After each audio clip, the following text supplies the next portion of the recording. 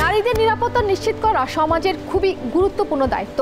দুর্ঘটনাবশত নারীদের উপরে হিংসা এবং নির্যাতনের ঘটনা প্রায়ই ঘটে থাকে। নিজেকে রক্ষা করার জন্য নারীদের আত্মরক্ষার প্রশিক্ষণ নেওয়া খুবই জরুরি।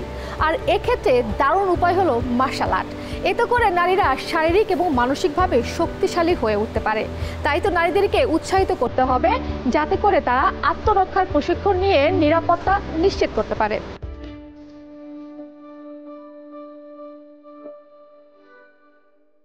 বর্তমানে আমাদের অনেক মেয়েরা এডুকেশনাল রেজাল্ট আমরা যদি দেখি, এসএসসি এইচএসসি থেকে শুরু করে এভরি জায়গাতে আমাদের মেয়েরা কিন্তু অনেক অ্যাডভান্টেজ এবং রেজাল্টও খুব সুন্দর। কিন্তু আমরা যখন পারিবারিক এবং সামাজিকতায় যাই তখন তারা বিভিন্নভাবে উপেক্ষিত হয়। মেয়েরা যদি ট্রেনিং করে, আপনারা দেখবেন যে বিভিন্ন কর্মস্তরে বিভিন্ন রকমের মানে অনাকাঙ্ক্ষিত ঘটনা বা ব্যাড ইনসিডেন্টের মধ্যে তাদেরকে পড়তে হয়। যদি সে জানে যে আমার এই কর্মী অথবা আমার এই স্টুডেন্ট মার্শাল আর্ট জানে, তাহলে তার দিকে আলাদা দৃষ্টিগত। আর আপনারা জানেন যে মার্শাল আর্টিস্টরা always difference from in general people. যারা আম জনতা থাকে তাদের থেকে আরও একটু ডিফারেন্স, বিকজ তারা মার্শাল আর্টটা খুব ভালো জানে, এক্সট্রাঅর্ডিনারি, তারা সেলফ ডিফেন্স দিতে পারে, তারা প্রোটেকশন করতে পারে। এই জন্য অন্তত এই মেয়েদেরকে তারা সহসাই আক্রান্ত করতে পারে।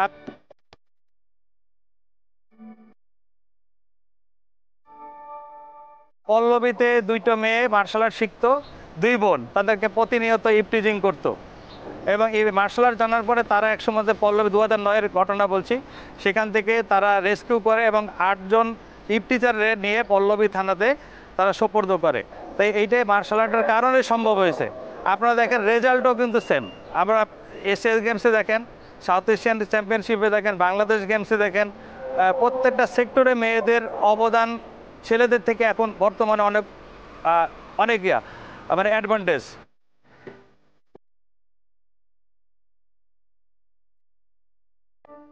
তারপরে বিভিন্ন একা যখন বাসায় ফিরে কর্মক্ষেত্রে বা প্রাইভেট পড়ে, সেখানে দেখবেন যে এরা ইপটিজিংয়ের বা বিভিন্ন জায়গাতে অনাকাঙ্ক্ষিত ঘটনার পতিত হয়, সেখান থেকে এরা রেস্কিউ করতে পারবে।